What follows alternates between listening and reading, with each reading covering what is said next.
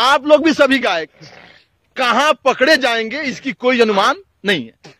तो मैं ज्यादातर धड़कन धनंजय से और ये मिट्टू मार्शल का तो वो उपाय हो चुका है, धड़कन धनंजय और अवधेश प्रेमी यादव, इन दोनों से मैं कहूंगा कि बाबू तुम जहां पकड़े गए ना, जमीन में घुसेड़ दूंगा तुमको मौका नहीं दूंगा।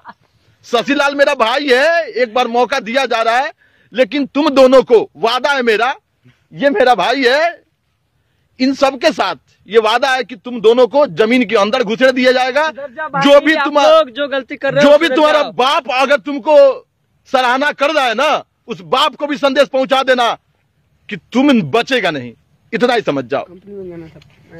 और शशिलाल से मैं एक चीज पूछूंगा, भाई एक चीज बताइए, आप मेरे गांव के, मैं चाहता हूं कि आप देवी के जैसा बने, मैं चाहता हूं कि आप मनोज तिवारी के जैसा बने, इन चूतिया लोगों के फेर में नहीं पड़े। देखिए मैं बताता हूँ, चंपारण में शायद इतना तो नहीं बोलूंगा, लेकिन शशिलाल यादव इतना मेहनत कोई सिंगर नहीं करता होगा। 2-3 सिंगर है जो हमारे इतना मेहनत करते हैं, लेकिन हमारे इतना भी नहीं करते हैं।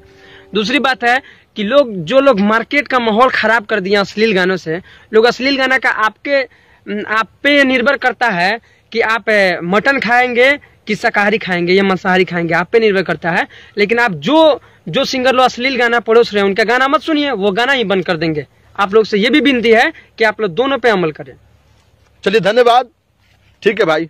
आई भैया, हम भोजपुरी गायक शशिलाल यादव आप सभी तमाम भोजपुरी दर्शक लोग के गोड़ छू के गोड़ लागता नहीं, और आप सबके बतावे के चाहता नहीं हम कि अपने के चंपारण में जो अश्लील मुक्त चंपारण जो अभियान चलता, माननीय हमारे बड़ भैया धीरज भैया और भगवाधारी विवेक सिंह और क्या नाम है राहुल आर पांडे, सब भैया लोग के सपोर्ट से जो अभियान चलता, हम चाहेम कि जे भी भाई लोग अश्लील गाना गावता नहीं, आप सबसे विनती बा कि अश्लील गाना ना गाई। अश्लील गाना गा के सिर्फ आप व्यूअर ले सकिले, इज्जत ना बरकरार कर सकिले भैया।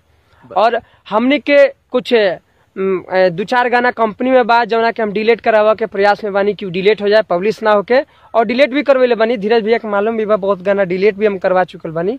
और अश्लील हम त ना गाम भैया, और जे अश्लील गावता वो लोग से विनती बा भाई सुधर जाई, समय बा, ना तो परिवार से कभी भी वो छटक के नहीं की जा सकत, परिवार के कभी भी शिकंजा में आ सकता है। बिल्कुल बिल्कुल, जैसे आज देख लीजिए आप लोग, जैसे शशि जी को आज रास्ते पे रोका गया है, आप लोग देख सकते हैं, और यहाँ पे ऊख है, ये सब